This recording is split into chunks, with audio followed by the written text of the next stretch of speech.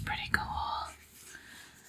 There is a raised dragon here so you can feel the skin,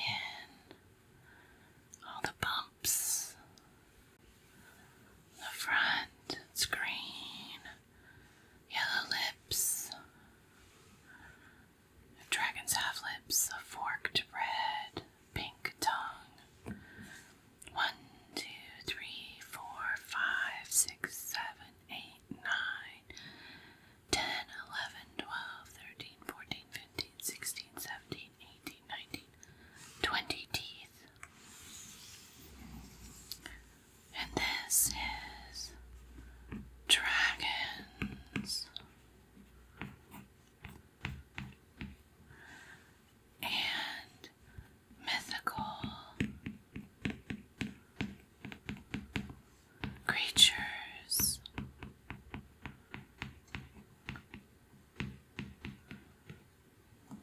Let's take a look inside.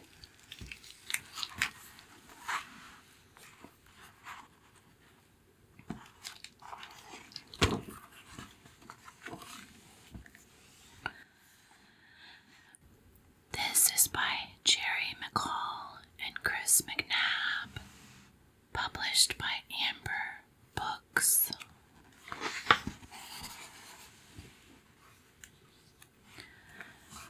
In 2020, here we have the contents.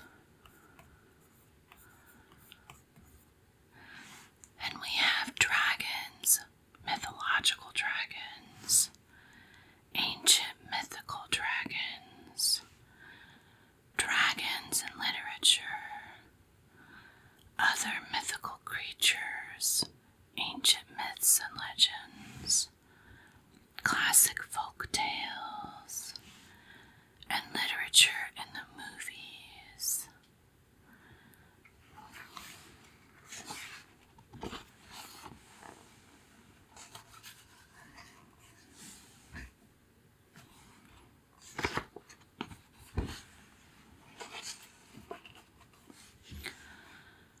Dragons.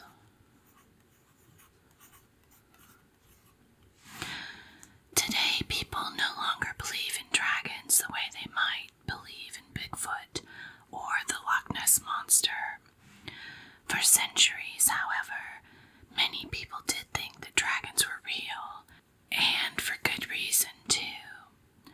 When they discovered giant dinosaur bones, but didn't know about these prehistoric beasts, they put them down to belonging to dragons.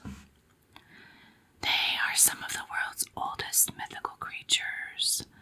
The Bible describes 7-headed dragons, and in Chinese mythology, dragons were often considered gods. In China, dragons are usually good and powerful, while in Europe, they are villains who guard treasure and have to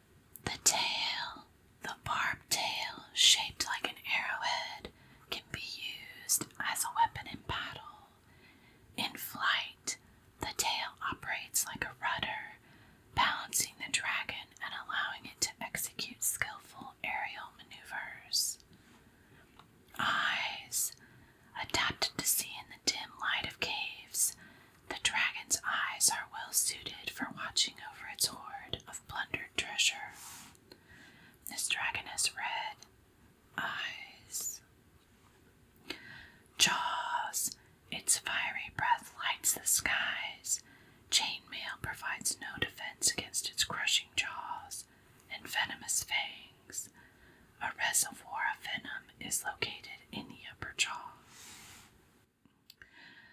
Body.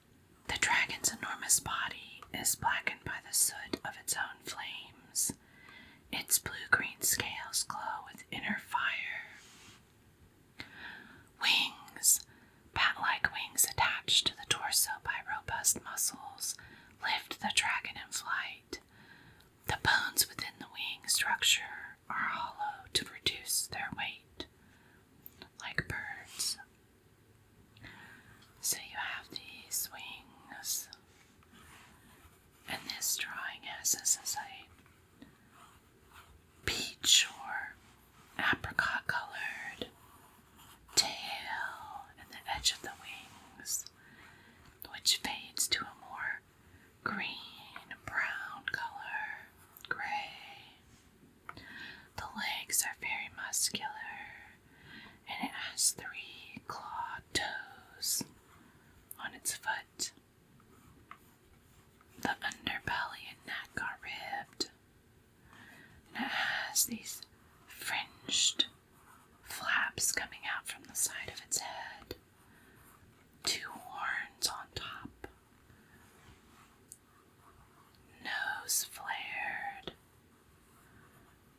open mouth with not quite as many teeth.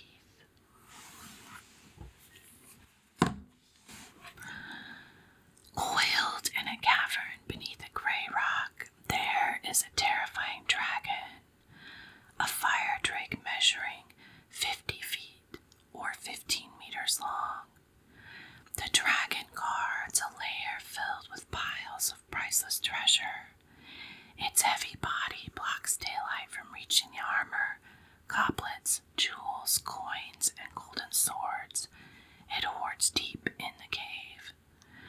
When a thief steals a golden cup from its lair, the dragon rampages through the countryside, burning everything it sees. The fire drake breathes flames that light up the sky, terrifying villagers and burning every home in Geatland.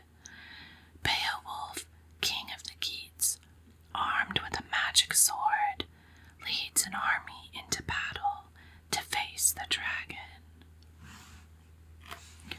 So here's Beowulf versus this very enormous dragon. Beowulf strikes the dragon with his sword, but the blow glances off the beast's terrible hide. Beowulf is engulfed in dragon flames, a sight so terrifying that his army flees. Only the faithful Wiglaf remains to help. Beowulf breaks off the blade of his magic sword in the dragon's head. Bitten on the neck by the dragon, Beowulf is soaked in his own blood, but continues fighting. Wiglaf stabs the dragon in a vulnerable place, and Beowulf slashes it through the middle, cutting the monster in 2 and ending its life. Where in the world? Geatland, a region in the south of Sweden, is where Beowulf met the mighty dragon in battle. Geatland's deep forest provided the ideal habitat for a fire drake. So here we are in Sweden. But did you know Beowulf dies from his battle wounds? The dragon's treasure is removed from the cave and buried with Beowulf. All the pieces of the dragon's corpse are thrown into the sea. I'd be interested to know if people have been hunting the treasure ever since. The dragon's flames are so intense that they burn Wiglaf's shield down to its handle. Wooden shields, such as the one Wiglaf used, are a poor choice when doing battle with a fire drake. Beowulf carries an iron shield bearing the image of a dragon. A dragon's lightweight bones are tougher than reinforced concrete. Smoke rising from the mouth of a cave is usually a telltale sign that a dragon resides within. within. The dragon is the largest known flying creature in mythology.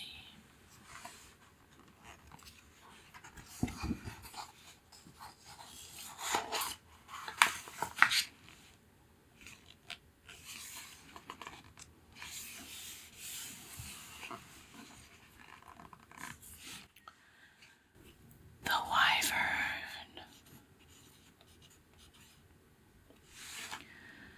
Wings. The wyvern unfolds its broad wings and flaps them furiously while hissing, creating an effect guaranteed to paralyze its victims with fear. Jaws. Lined with dangerous flesh-ripping teeth, the wyvern's mouth emits a noxious, poisonous gas that brings about outbreaks of the plague. Interesting. Claws. Curved talons provide a firm grip on the carcasses that the wyvern flies back to its lair.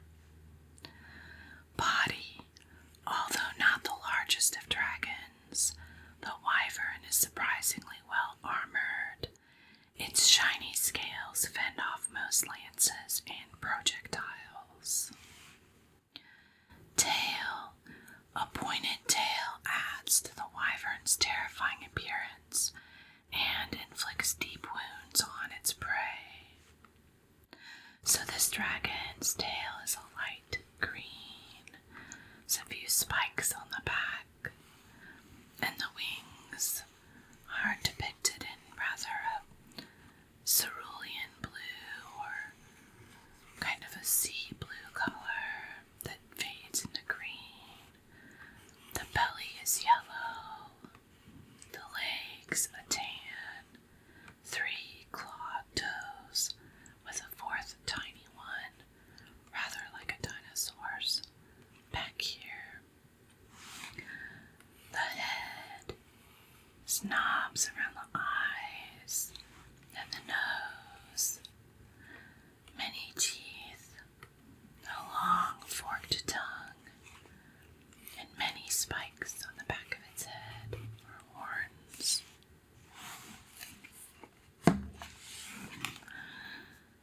The most famous wyvern is one adopted as a pet by young Maud. While walking in the woods near her home in Mortiford, Maud discovers a baby wyvern. Its body is no bigger than a cucumber and is covered in sparkling bright green scales. Maud takes the helpless wyvern home, but her parents forbid her to keep it. Probably a smart move. Instead of setting it free, Maud places the tiny dragon in her secret hiding place in the woods. She visits it daily, feeding it milk and playing with it. The wyvern grows rapidly, and soon milk is not enough to satisfy its ravenous appetite. The wyvern begins to feast on local livestock. Fair enough, it is a dragon after all. The wyvern quickly discovers that farmers make better meals than farm animals. Uh-oh. Maud. Despite its newly acquired taste for human flesh, the wyvern remains gentle with Maud. Karsten, a man from one of Mortiford's best families, dons his armor and rides out to slay the wyvern. His sturdy shield protects Karsten from the flame-spouting wyvern. Karsten pierces the wyvern's shiny scales with his sword, fatally wounding the creature. Maud kneels on the bloodied grass beside the wyvern. Weeping, she cradles her dying friend in her arms. Where in the world? Wyverns were plentiful in medieval Mortiford, Herefordshire, in western England.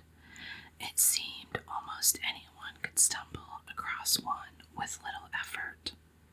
Cool. Just be hanging out with the dragons. Because of their flesh-eating habits, wyverns make unsatisfactory pets. Although they are harmless as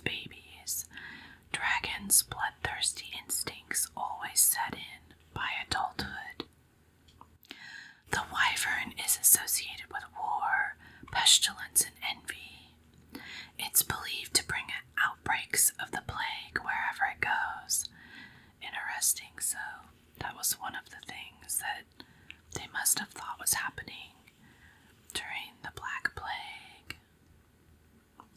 Its traits of strength, power, and endurance made the wyvern a popular symbol on medieval coat of arms.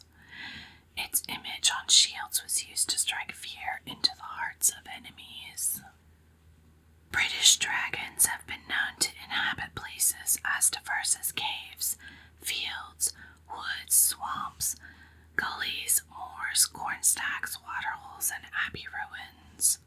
The coat of arms of Moscow bears the image of a soldier on horseback spearing a wyvern.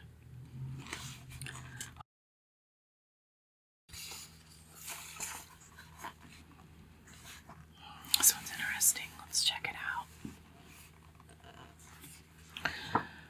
Orochi. The eyes. 8 sets of eyes that are as red as winter cherries keep watch in all directions.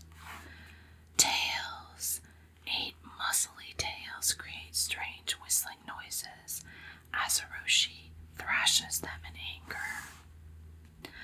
Belly. Perpetually bloody and inflamed from his kills. The ravenous dragon's belly must always be filled. Body. The giant body stretches over 8 valleys and 8 hills. Oroshi's back is covered with moss and trees.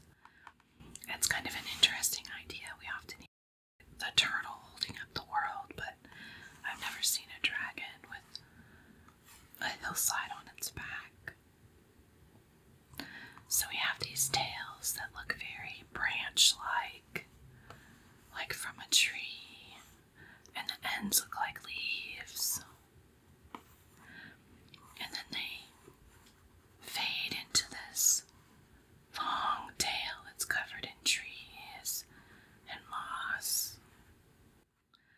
That leads to all of these heads that have spikes on their necks and horns at their head. Red eyes.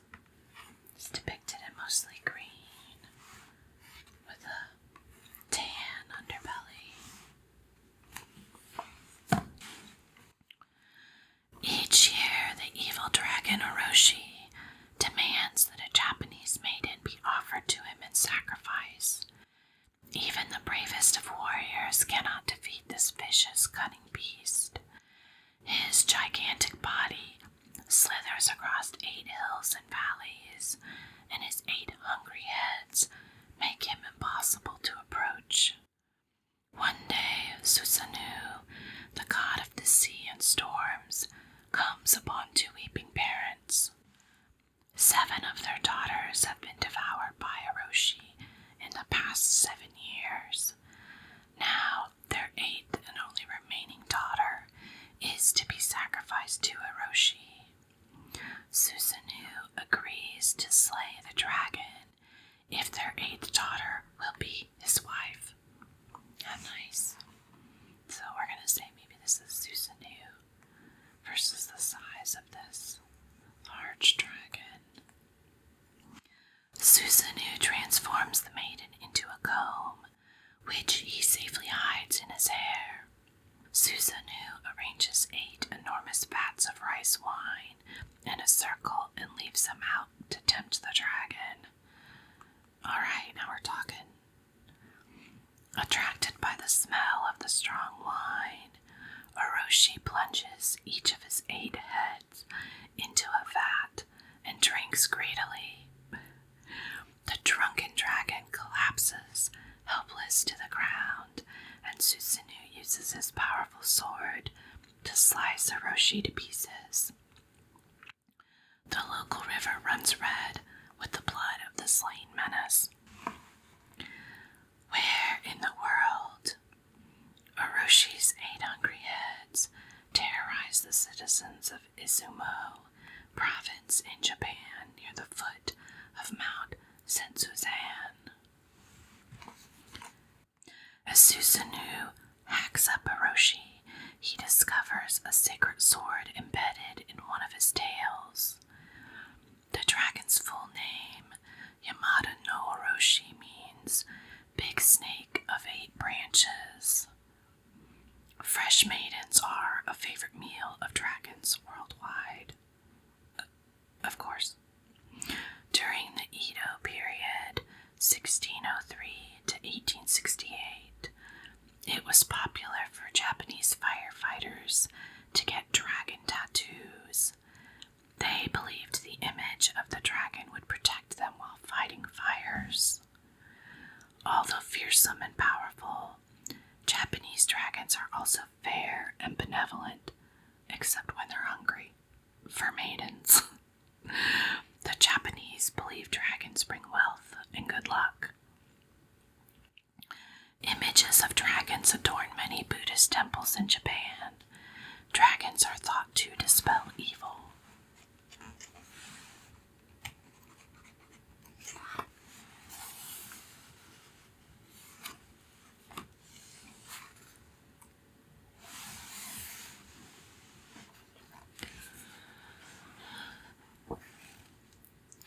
Zilant. Teeth.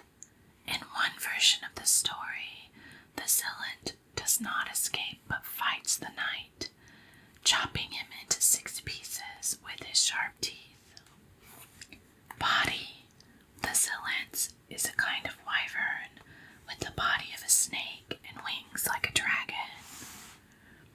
Feet. The zilant has feet like a chicken's on the coat of arms of the modern city of Kazan. 2 heads. One of the zilant's heads eats only grass. The other eats only children and young women. Of course. Here, the wings of this dragon on the outside are kind of an orangish color, and the underside is green. The heads are prickly, almost like a cactus, and the face looks less elongated and more kind of dog-shaped to me. The rest of the body is more snake-like, with the scales and underbelly of a snake. 2 heads, red or orange spikes on the back of its head, and then kind of look like what looks rather like ears that are wispy on the sides of its head. In this tale from Kazan in Russia, a beautiful young woman marries a man from Kazan. She finds it a long walk to fetch water from the Kazanka River every day. She complains to the Khan, being the local leader, and advises him to move the city to Zilant Hill, which is nearer to the river. They move the city, but find that Zilant Hill is home to many snakes, as wide and long as logs. The leader of these snakes is the giant 2-headed zilant, who eats young women and children. Walking a long way to fetch water now seems little trouble compared to escaping the zilant. A wizard advises the Khan to build a pile of straw and wood near the hill. In spring, the snakes come out of their winter burrow and slide into the dry straw. A young knight is given the task of setting the straw on fire and burning the snakes alive. Even as the snakes burn, their foul smell kills people. However, the zilant escapes to nearby Kaban lakes, where it rules the underwater kingdom of Kaban. Today, swimmers in the lakes can feel the bite of the zilant, reminding them that it is still there. Interesting. Where in the world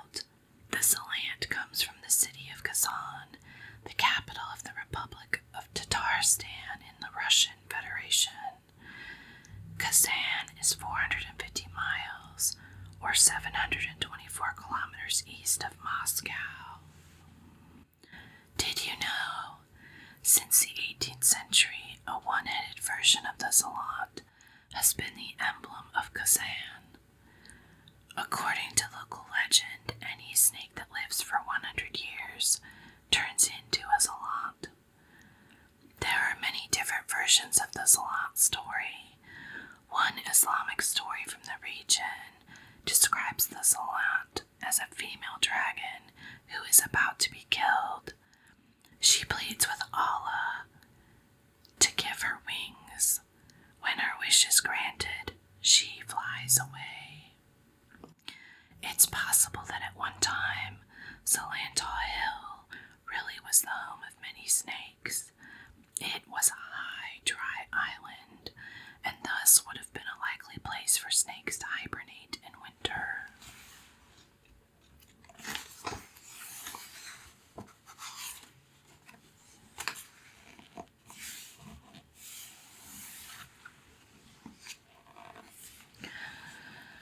I don't know if this is Futs or Futs or Futs, so we'll go with Futs-Lung.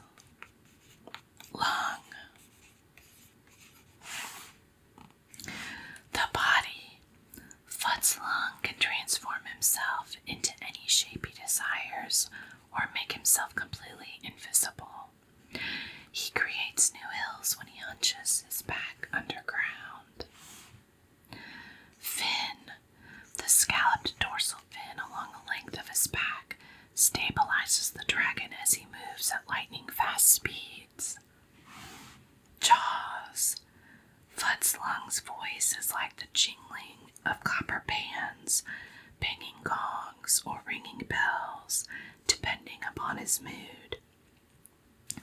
His furious roar causes earthquakes. Chin. Hidden beneath his chin is the pearl of wisdom. The pearl glows from within and is a vessel of health. Eyes. The dragon's bulging eyes can see into the depths of the earth where his treasure is stored. So his tail looks like a leaf on the end that's orange or red, and it curls through a very snake-like back, which turns into these fins. They're kind of wispy along the backside. It's orangey red. The underbelly is yellow. The legs are very muscular and have 4 claws on the feet. The head has 2 horns that are together on each side of the head, and then they are black. Then there are other horns sticking out the side that almost maybe resemble, it might be ears. This side makes it look like an ear, sticking up like dog ears. Then the head is knobby over its red eyes, and the cheeks have these wispy things that stick out from the edges. The nose is kind of looks like a little big nose. Its tongue, it looks like a regular pointed tongue with no forks. Has lots of teeth inside, with the canines being larger.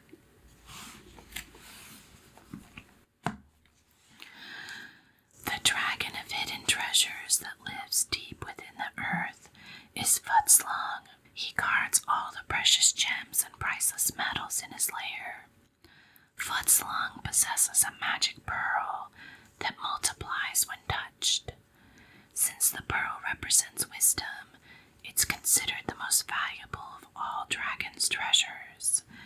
It takes 3,000 years for Futs-Lung to grow to his terrific adult size.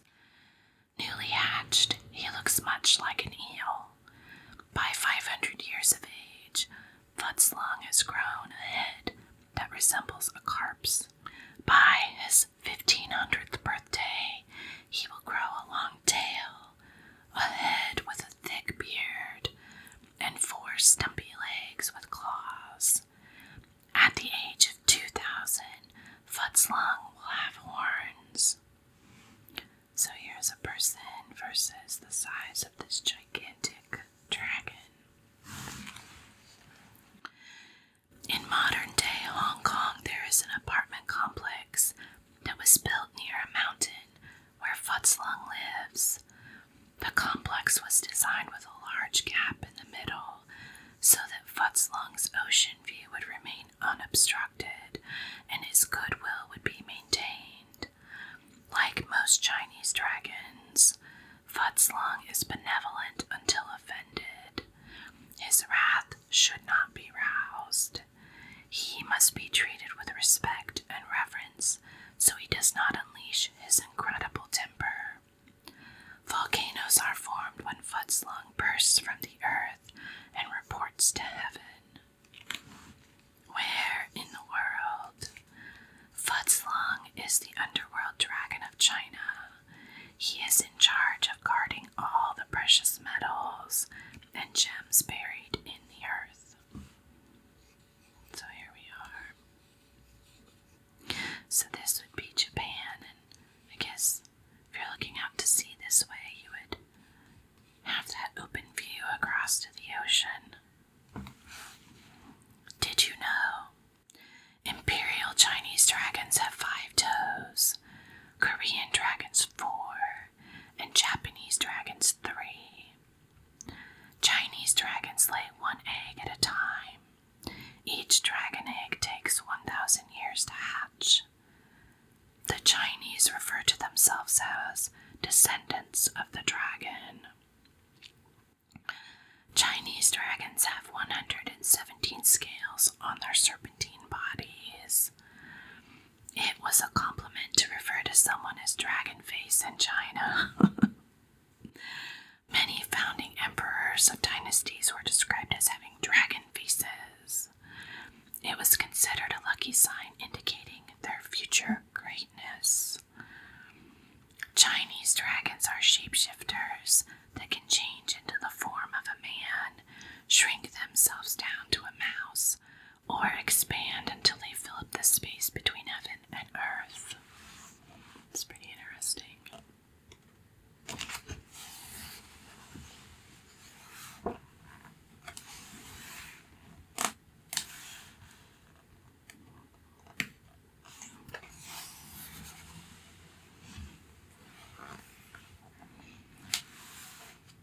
Let's check out this one. Jawzahr.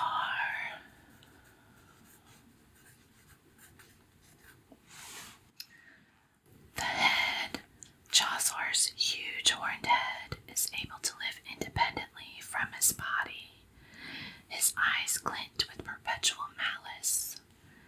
Jaws. Gaping jaws capable of devouring the sun or moon in one gulp produce a furious screech that can be heard across a continent. Tail. A spade-shaped tuft at the end of his tail indicates Jawzahr is a male. Female dragons lack this tuft. Claws. Used for grasping tree branches or stone outcroppings back when he lived on Earth. Jawzahr's claws now grip at the air in a blind rage as he flies through the night skies. Wings. Jawzahr's wings are made of strong but lightweight bone. Thin, leathery skin is stretched across the framework of bone, making Jawzahr the best flyer of any dragon.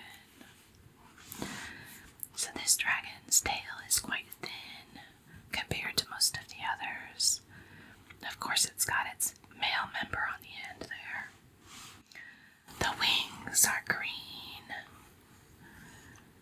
with a little bit of red.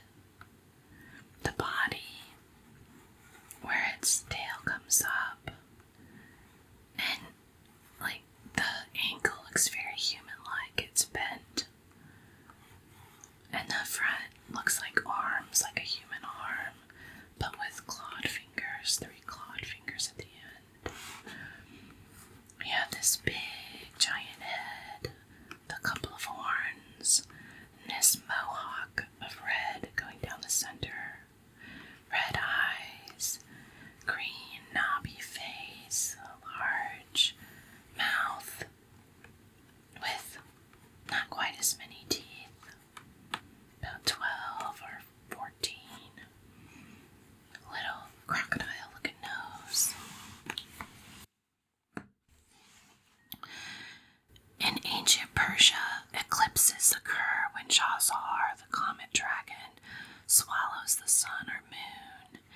He menaces the two, chasing them around the sky and eating them at regular intervals.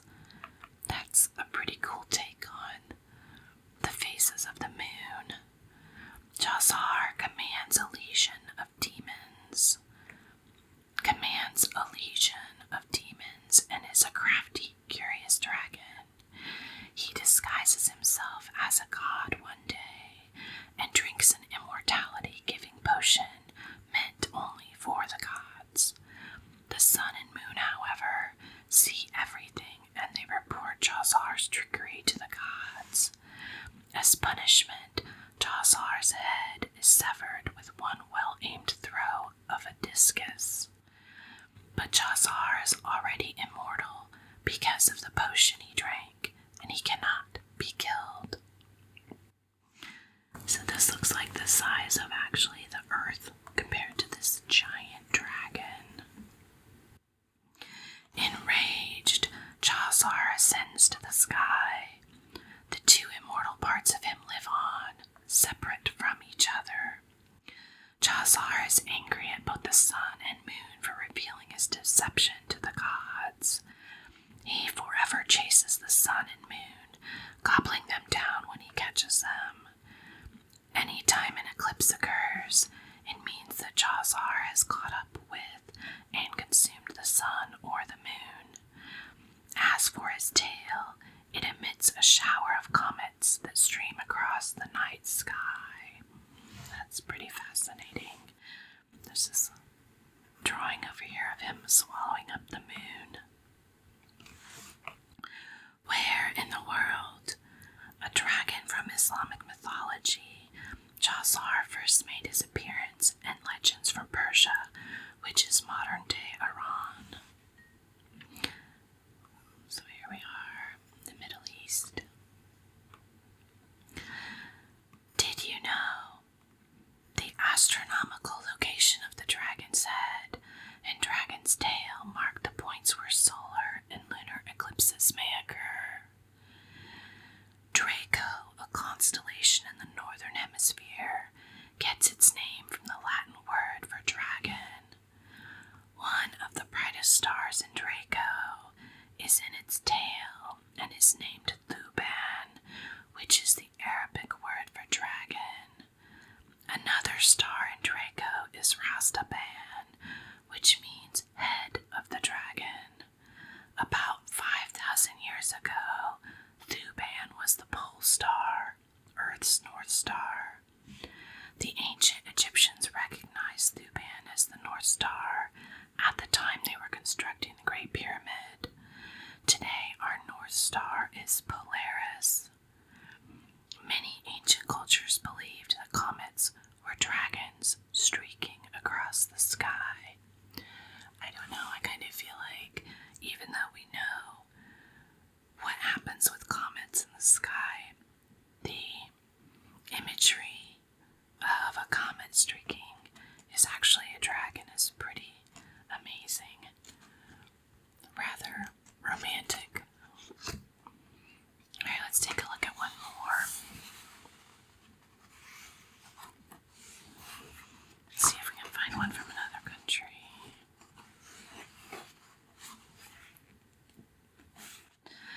This one kind of reminds me of one of them from How to Train Your Dragon. Green Death. It has ears. Green Death has excellent hearing, which it uses to sense predators or possible victims. And they are quite large. Eyes. With 6 eyes, Green Death does not have a blind spot. It can see in all directions. Nose. Green Death uses its well-developed sense of smell to hunt down its victims. Breath. It can breathe enough fire at one time to set alight an entire fleet of Viking ships. However, it's hard to control the fire inside its belly, and this can set its whole body alight. Spontaneous combustion.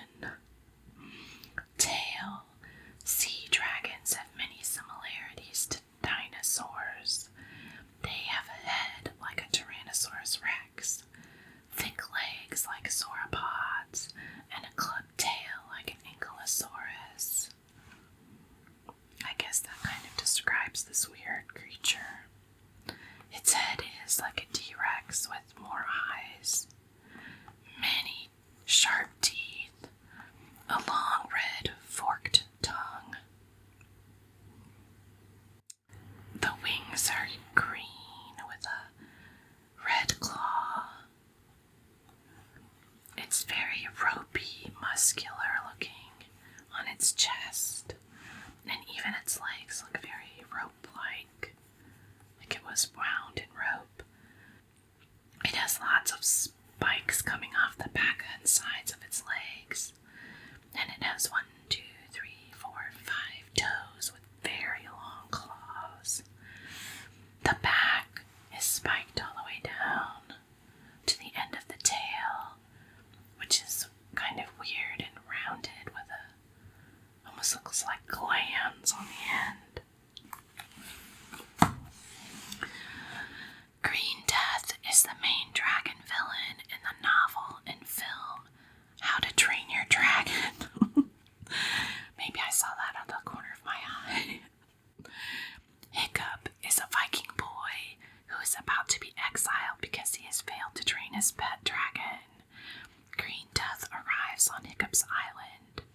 Hiccup, being the only one who can speak Dragonese, is sent to find out if the dragon comes in peace or to wage war. Green Death explains that it has come in peace, but that it will still eat Hiccup later on. To avoid being eaten, Hiccup and his friends plan to kill Green Death by tricking another dragon, Purple Death, into helping them. In the battle with Green Death, Purple Death is killed and Green Death is wounded.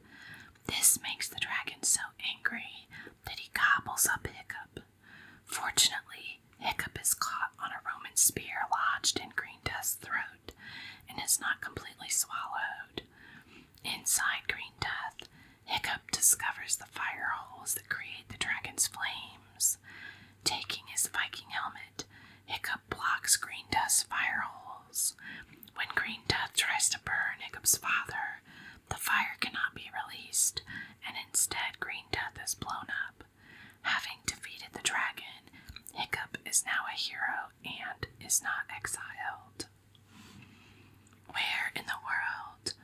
The How to Train Your Dragon stories are set in a fictitious Viking world somewhere in Scandinavia. So we'll say this is Hiccup versus the size of this very large dragon. Did you know between 2003 and 2012, 12 How to Train Your Dragon novels were published? Cressida Cowell wrote them. In the film How to Train Your Dragon, the character Green Death was changed to Red Death. Green Death is a sea dragonist Giganticus maximus.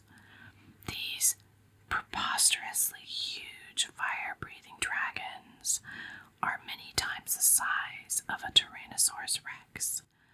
In Viking mythology, they are the biggest dragon species and can easily crush a Viking's house. Hiccup has 2 pet dragons, Hunting Dragon Toothless and Flying Dragon Windwalker. Toothless helps rescue Hiccup from Green Death. Hiccup is unlike other Vikings because he is not strong and he is thin. However, he is very intelligent. That's very good.